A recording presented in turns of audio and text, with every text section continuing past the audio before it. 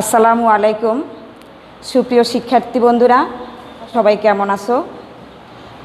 আশা করি আল্লাহর অশেষ রহমতে ভালো আছো। আমিও আলহামদুলিল্লাহ আল্লাহর মেহেরবানিতে অনেক অনেক ভালো আছি। শিক্ষার্থী বন্ধুরা, বৈশ্বিক মহামারী কোভিড-19 এই সংকটাপন্ন সময়ে বাংলাদেশের শিক্ষা প্রতিষ্ঠানগুলো শিক্ষা কার্যক্রম অনেক দিন পর্যন্ত বন্ধ রয়েছে। চাঁদপুর জেলার শাহরাস্তি উপজেলার শাহরাস্তি অনলাইন স্কুলের পক্ষ থেকে আমি মোসাম্মদ আকলিমা আক্তার, সিনিয়র শিক্ষক, ওয়ারুক রহমানিয়া উচ্চ বিদ্যালয় শাহরাস্তি চাঁদপুর, তোমাদের সবাইকে জানাচ্ছি সুস্বাগত এবং আন্তরিক অভিনন্দন। আজ আমি তোমাদের বাংলা বিষয়ের গদ্যাংশ থেকে একটি পাঠ আলোচনায় রাখব। পাঠে যাওয়ার আগে আমি তোমাদের ছোট্ট একটি জিনিস দেখাতে চাই। কি দেখবে তো তোমরা?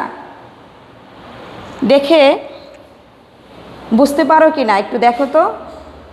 আমার হাতে এটি কি? আমার মনে হয় এটা তোমাদের কোনো না কোনো কাজে প্রতিনিয়তই লাগছে। আমি এবার উত্তরটা বলে দিই, তোমাদের সাথে মিলিয়ে নাও। এটি হচ্ছে একটি নিম গাছের ডাল, নিম পাতা বা নিম গাছের ডাল।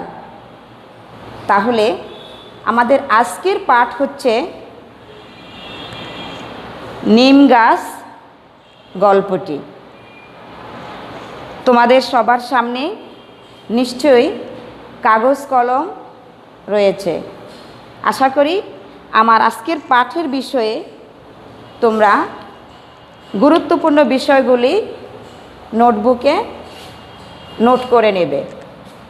তাহলে আমাদের আজকের বিষয় হচ্ছে গদ্য বা গল্প নিম গাছ।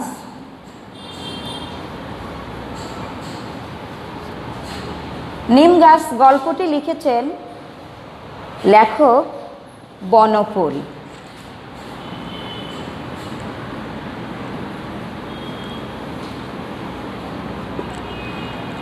শিক্ষার্থী বন্ধুরা, বনফুল কিন্তু লেখকের প্রকৃত নাম নয়, এটি একটি ছদ্মনাম।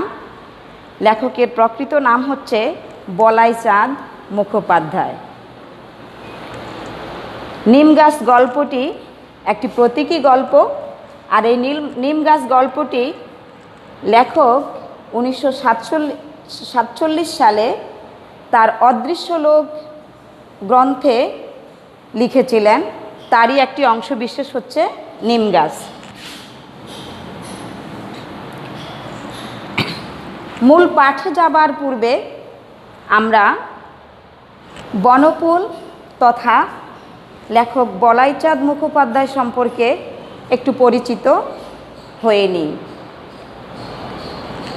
লেখক বনফুল 1899 সালের 19 জুলাই বিহারের পূর্ণিয়ার মণিহার গ্রামে জন্মগ্রহণ করেন। আমি যে কথাগুলো এখন বলতে চেষ্টা করছি অবশ্যই তোমরা একটু মনোযোগের সহিত সেগুলো খেয়াল করবে। লেখক বনফুলের জন্ম হচ্ছে 1899 সালের 19 জুলাই বিহারের পূর্ণিয়ার অন্তর্গত মণিহার গ্রামে।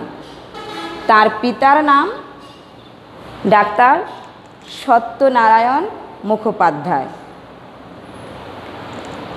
লেখকের শিক্ষা জীবন শুরু হয় পূর্ণিয়ার সাহেবগঞ্জ ইংরেজি উচ্চ বিদ্যালয়ে। সেখান থেকে তিনি 1918 সালে মেট্রিক পাশ করেন। 1920 সালে তিনি হাজারীবাগের সেন্ট কলম্বাস কলেজ থেকে আইএসসি পাশ করেন এবং 1927 সালে তিনি পাটনা মেডিকেল কলেজ থেকে এমবি পাশ করেন। লেখকের শিক্ষা জীবন শেষে তিনি তার কর্মজীবনে পদার্পণ করেন কর্মজীবনের শুরুতেই তিনি একজন মেডিকেল অফিসার হিসেবে তার কর্মে বা মেডিকেল অফিসার পদে যোগদান করেন। 1918 সালে লেখক শনিবারের চিঠি নামক একটি প্রকাশনায় ব্যঙ্গ কবিতা প্যারোডি লিখেন এবং এভাবেই তার সাহিত্য অঙ্গনে পদার্পণ হয়। লেখক বনপুল তার অনেক গল্প, কবিতা, গল্পগ্রন্থ, বিভিন্ন রচনাবলী, উপন্যাস লিখেছিলেন। তার সাহিত্যকর্মের মধ্যে রয়েছে গল্পগ্রন্থ, কয়েকটি গল্পগ্রন্থের মধ্যে অন্যতম হচ্ছে বনফুলের গল্প, বনফুলের আরও গল্প, বাহুল্য এবং দূরবীন ইত্যাদি ইত্যাদি। তিনি উপন্যাসও লিখেছিলেন। উপন্যাসের মধ্যে রয়েছে তৃণখণ্ড, কিছুক্ষণ, নির্মুখ,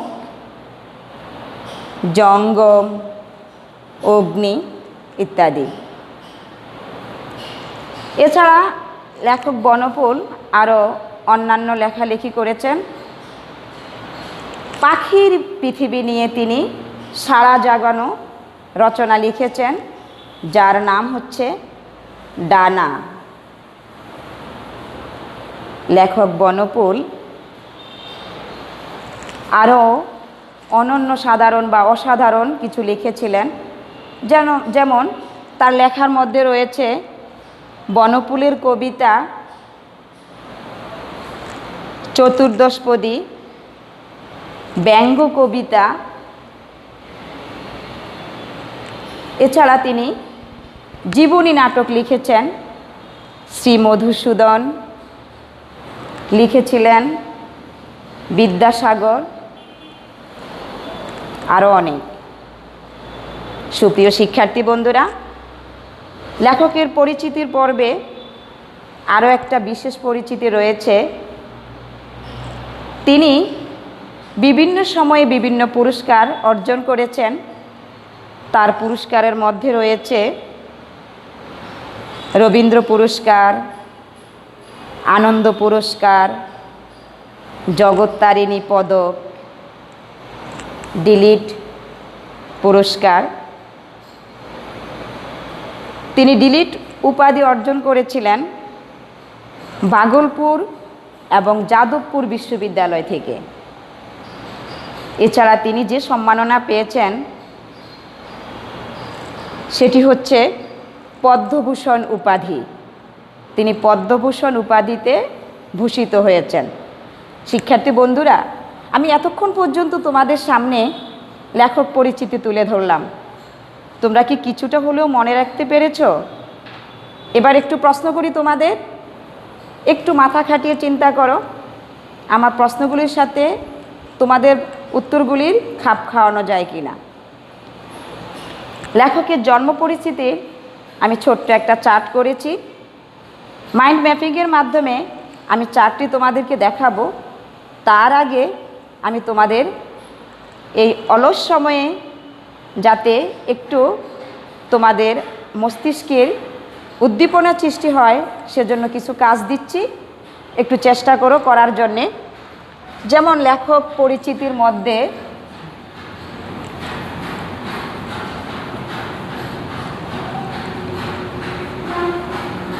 খাতায় লিখতে চেষ্টা করো, সংক্ষেপে লিখবে জন্ম, শিক্ষা জীবন,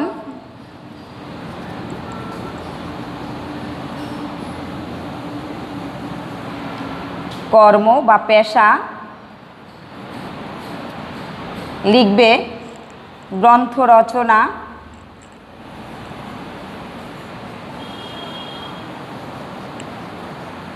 তার লেখা কোনো উপন্যাসের নাম,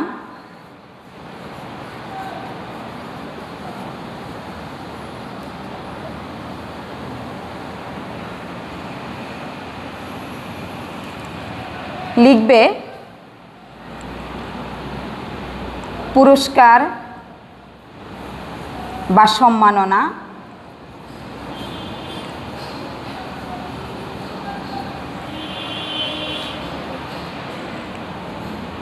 এবং সবশেষে আমি একটি কথা বলতে চাই, এই মহর্ষি ব্যক্তিত্ব 1979 সালের 9 ফেব্রুয়ারি কলকাতায় মৃত্যুবরণ করেন। তাহলে তার মৃত্যুর তারিখ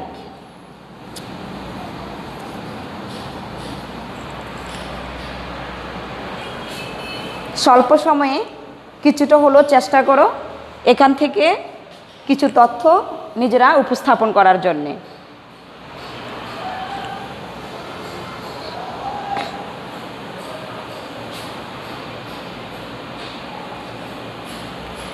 সুপ্রিয় শিক্ষার্থী বন্ধুরা, তোমাদের লেখা উত্তরগুলোর সাথে আমার মাইন্ড ম্যাপিংয়ের যে চার্টটি রয়েছে তার সাথে মিলিয়ে দেখার চেষ্টা করো।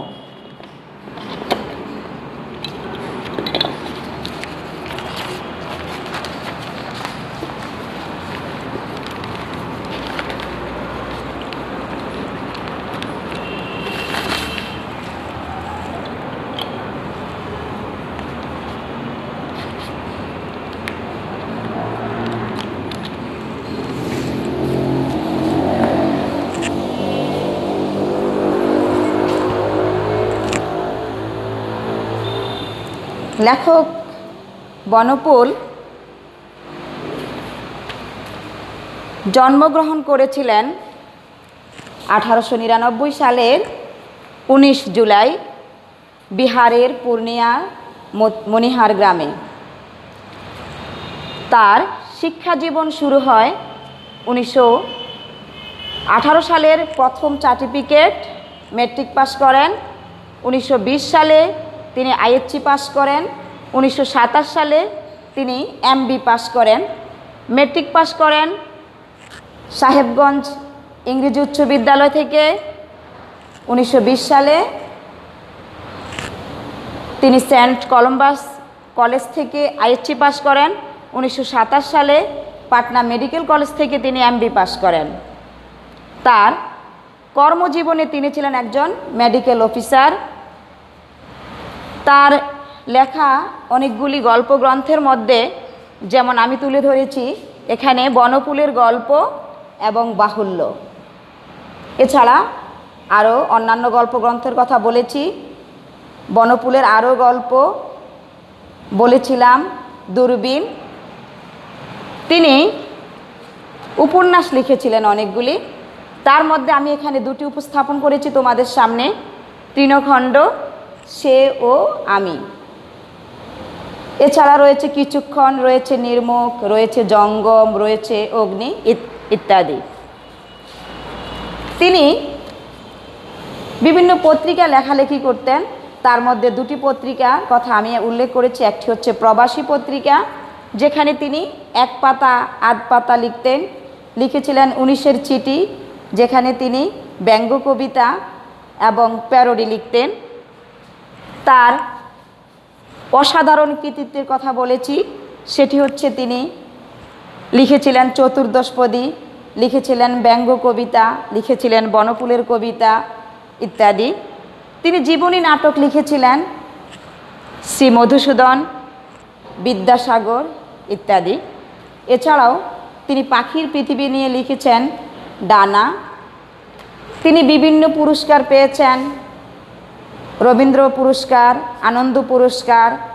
তিনি উপাধি পেয়েছিলেন ডিলিট উপাধি, এবং তিনি উপাধি পেয়েছিলেন পদ্মভূষণ। একটু চিন্তা করো এবং একটু লক্ষ্য করো তোমাদের সাথে আমার কতটা মিল আছে।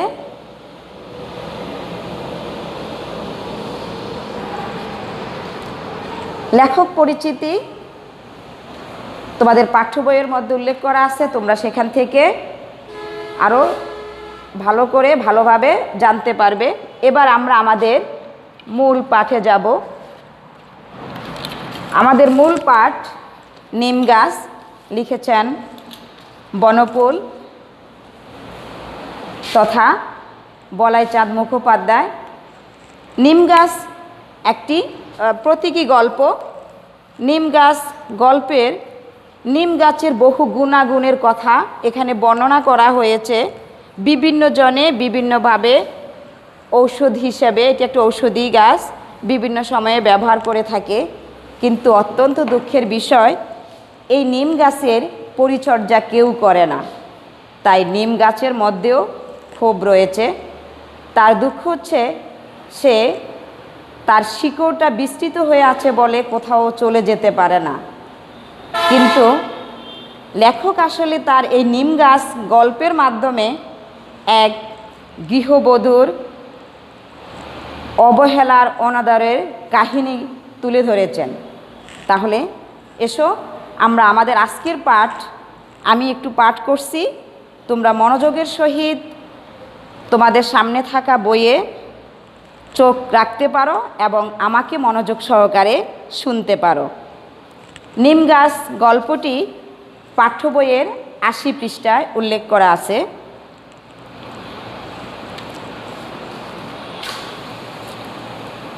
কেউ ছালটা ছাড়িয়ে নিয়ে সিদ্ধ করছে, পাতাগুলো চিড়ে শিলে পিষছে, কেউ কেউ বা ভাজছে গরম তেলে, খোস দাঁত হাজা চুলকানিতে লাগাবে, চর্মরোগের অব্যর্থ মহ ঔষধ, কচি পাতাগুলো খায়ও অনেকে, এমনি কাঁচাই কিংবা ভেজে বেগুন সহযোগে, যকৃতের পক্ষে ভারী উপকার, কচি ডালগুলো ভেঙে চিবয় কত লোক, দাঁত ভালো থাকে, কবিরাজরা প্রশংসায় পঞ্চমুখ, বাড়ির পাশে গজালে বিজ্ঞরা খুশি হন, বলে নিমের হাওয়া ভালো, থাক কেটো না, কাটে না কিন্তু যত্নও করে না, আবর্জনা জমে এসে চারিদিকে, শান দিয়ে বাঁধিয়েও দেয় কেউ, সে আরেক আবর্জনা।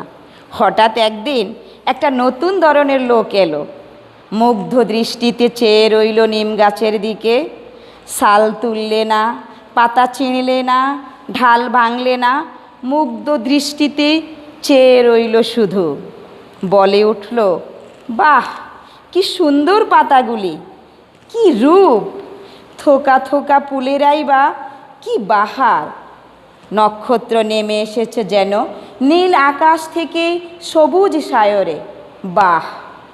খানিকক্ষণ চেয়ে থেকে চলে গেল, কবিরাজ নয় কবি। নিম গাছটার ইচ্ছে করতে লাগলো লোকটার সঙ্গে চলে যায়, কিন্তু পারলে না। মাটির ভিতরে শিকড় অনেক দূর চলে গেছে, বাড়ির পিছনে আবর্জনার স্তূপের মধ্যেই দাঁড়িয়ে রইল সে। ওদের বাড়ির গৃহকর্ম নিপুণা লক্ষ্মী বউটার ঠিক এক দশা। কি বন্ধুরা, কি বুঝলে নিম গাছের আত্মকাহিনীর কথা? নিম গাছের কতই না কষ্ট, তার দ্বারা সবাই উপকার পায়, কিন্তু কেউ তার যত্ন করে না, কেউ তাকে আদর করে না। অবহেলায় অনাদরে দিনের পর দিন সে স্থির হয়ে এক জায়গায় দাঁড়িয়ে থাকে, কারণ তার শিকড় অনেক দূর পর্যন্ত, অনেক দিন পর্যন্ত বিস্তৃত হয়ে চারদিকে ছড়িয়ে পড়েছে। ঠিক এই গল্পে লেখক ছোট্ট একটা ম্যাজিক বাক্যের মাধ্যমে, ছোট্ট একটা বাক্যের মাধ্যমে নিম গাছের সাথে সাদৃশ্য বা মিল রেখেছেন। সেটি হচ্ছে এক গৃহবধূর সংসার জীবনের কথা। একজন গৃহবধূ যখন বধূ বেশে পরের বাড়ি বা শ্বশুর বাড়িতে যায়, সেখানে সে সবাইকে আপন করে নেয়, সংসারের মায়া জালে সে আবদ্ধ হয়ে একটার পর একটা কাজকর্ম করে, একজনের পর আরেকজনকে সন্তুষ্ট রাখতে চেষ্টা করে, কিন্তু তার নিজের দিকে তাকাবার সময় তার হয় না, তার একদণ্ড ফুরসত মেলে না, সে পারে না কোথাও গিয়ে একটু ঘুরে আসতে। নিম গাছের যেমন শিকড়টা চতুর্দিকে বিস্তৃত হয়ে আছে, তেমনি গৃহবধূও সংসারের মায়া জালে সবাইকে আপন করার জন্য সে আবদ্ধ হয়ে আছে। লেখক তার এই ছোট্ট একটা ক্ষুদ্র গল্পের মাধ্যমে আমাদের সমাজের নারীদের যারা গৃহে কর্মনিপুণা থাকে তাদের আচরণিক দিক, তাদের জীবনযাপন এই ছোট্ট একটা বাক্যের মাধ্যমে তুলে ধরেছেন। বাক্যটি হচ্ছে, ওদের বাড়ির গৃহকর্ম নিপুণা লক্ষ্মী বউটার ঠিক এক দশা। সুপ্রিয় শিক্ষার্থী বন্ধুরা, তাহলে আমাদের গল্পের আজকে মূল ভাব আমরা কি পেলাম একটু চিন্তা করে দেখি। এই গল্পের মূল ভাব আমি কি বলে দিব তোমাদের? গল্পের মূল ভাবটা হচ্ছে, কেউ যখন কারো দ্বারা উপকার পায় তখন তাকেও কি করতে হয়? আদর করতে হয়, সম্মান করতে হয়। তাকেও তার যত্নের স্থানে তার চাওয়া পাওয়া, তার আকাঙ্ক্ষাটাকে পূরণ করতে দিতে হয়। আমরা প্রতিনিয়ত নিম গাছের মতো একটি গুরুত্বপূর্ণ ঔষধি বৃক্ষের ব্যবহার করে থাকি। দাঁত মাজার কাজে ব্যবহার করি, খোস পাঁচড়া, চুলকানি ইত্যাদির কাজে ব্যবহার করি, অজীর্ণতা দূর করতে ব্যবহার করি, কৃমি দূর করতে ব্যবহার করি, আমাদের শরীরের ত্বকের বিভিন্ন সমস্যা দূর করতে ব্যবহার করি। আবার সেটার গুণাগুণ রক্ষার জন্য আমরা সেটাকে ঘিয়ে বেজে, আবার বেগুনের সাথে বেজেও খাই। মনুষ্য রোগের চিকিৎসার ক্ষেত্রে নিম গাছের কোনো তুলনা হয় না। তেমনি বাড়িতে আমাদের যে গৃহবধূরা রয়েছে তারাও যে সেই কাক ডাকা ভোর থেকে গভীর রাত্রি পর্যন্ত সংসারে অক্লান্ত পরিশ্রম করে পরিবারের অন্যান্য সদস্যদের জন্য, তাদের প্রতিও আমাদের একটু হলেও যত্ন নেওয়া বা খেয়াল রাখা উচিত। শিক্ষার্থী বন্ধুরা, এই গল্পটি পাঠের মধ্যে আমি কিন্তু কিছু নতুন শব্দ পেয়েছি। তোমরা কি পেয়েছো? তোমরা কি শুনতে পেরেছো? যেমন সাল। এখানে সাল শব্দের অর্থ হচ্ছে বাকল।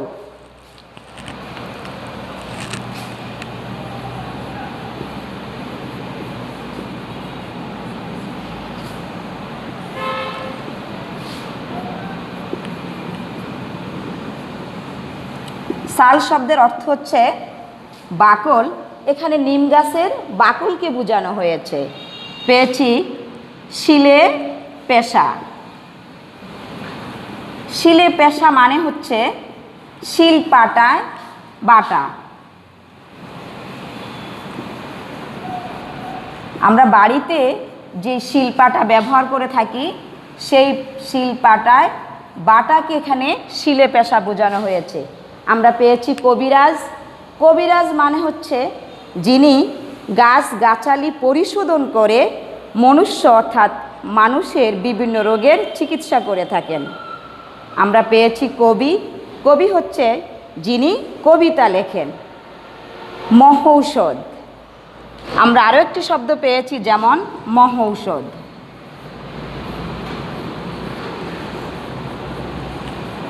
মহৌষধ হচ্ছে উৎকৃষ্ট ঔষধ, যে ঔষধে কোনোদিনও যে ঔষধের মধ্যে কোনো ভেজাল থাকে না।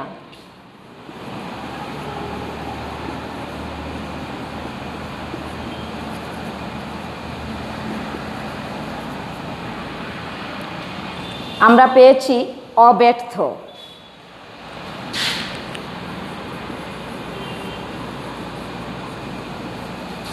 অব্যর্থ হচ্ছে যা কখনো বিফলে যায় না।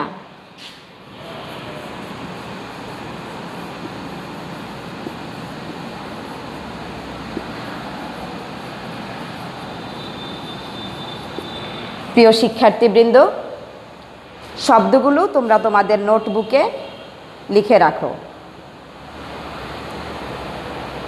এবার একটি বাক্য রয়েছে, শিকড় অনেক দূর চলে গেছে। এই বাক্যটির তাৎপর্য বা বিশ্লেষণ এটি প্রতীকার্থে বর্ণিত হয়েছে। এখানে গৃহবধূর সংসারের তার কর্মনিপুণার কথা বলা আছে এবং গৃহবধূ তার সংসার বা পরিবারকে ছেড়ে দূরে কোথাও যেতে পারে না, কারণ সংসারের মায়াজালে সে আবদ্ধ, সে কথাও এখানে বর্ণিত হয়েছে। সুপ্রিয় শিক্ষার্থী বন্ধুরা, গল্পটি এবার একটু তোমরা নীরবে পাঠ করার চেষ্টা করো। কোথাও বুঝতে অসুবিধা হলে অবশ্যই সেখানে দাগ কেটে রাখবে। শিক্ষার্থী বন্ধুরা, নিশ্চয়ই তোমাদের লেখা এই পর্যন্ত শেষ হয়েছে। আমরা আজকের পাঠ থেকে কি শিখতে পেরেছি তা মূল্যায়নের জন্য, তোমাদের অলসতা দূর করার জন্য আমি বাড়ির কাজ দিচ্ছি। বাড়ির কাজটা তোমাদের নোটবুকে লিখে রাখো। নিম গাছ গল্পের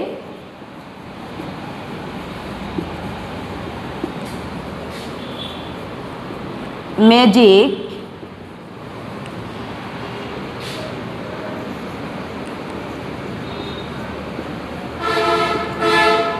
বাক্যটি কি? নিম গাছ গল্পের ম্যাজিক বাক্যটি কি?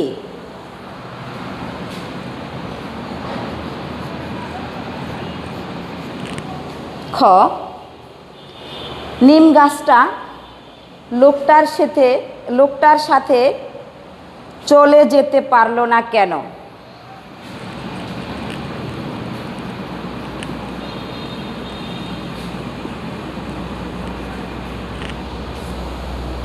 নিম গাছটা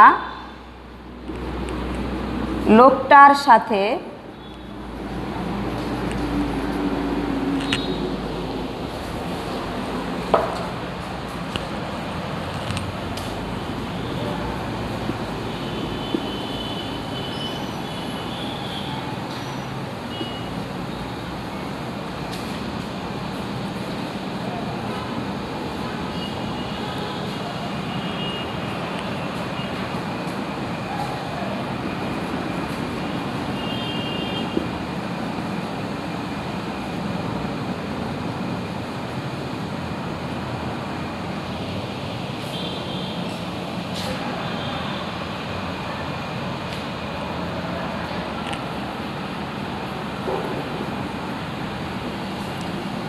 চলে যেতে পারল না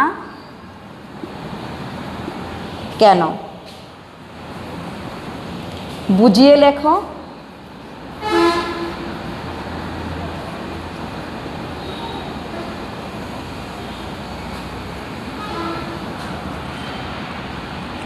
গ,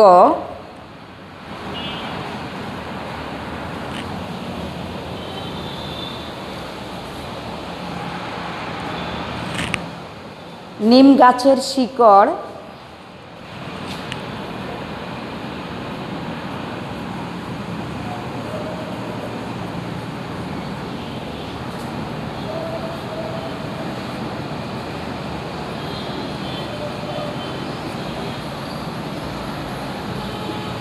নিম গাছের শিকড়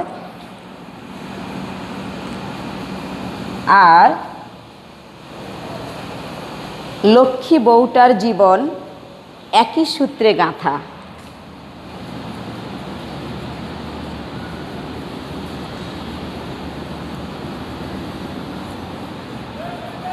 নিম গাছের শিকড় আর লক্ষ্মী বউটার জীবন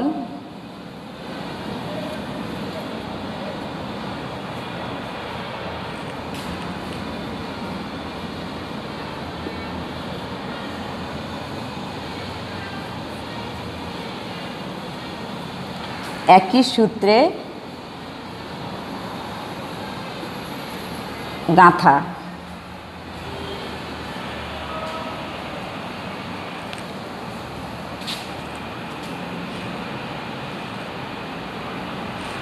নিম গাছের শিকড় আর লক্ষ্মী বউটার জীবন একই সূত্রে গাঁথা মন্তব্যটির সত্যতা নিরূপণ করো।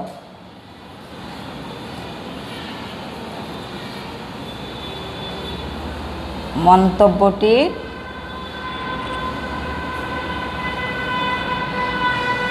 সত্যতা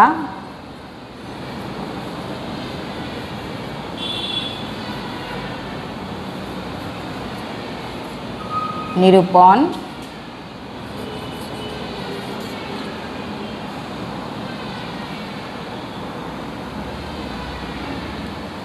করো।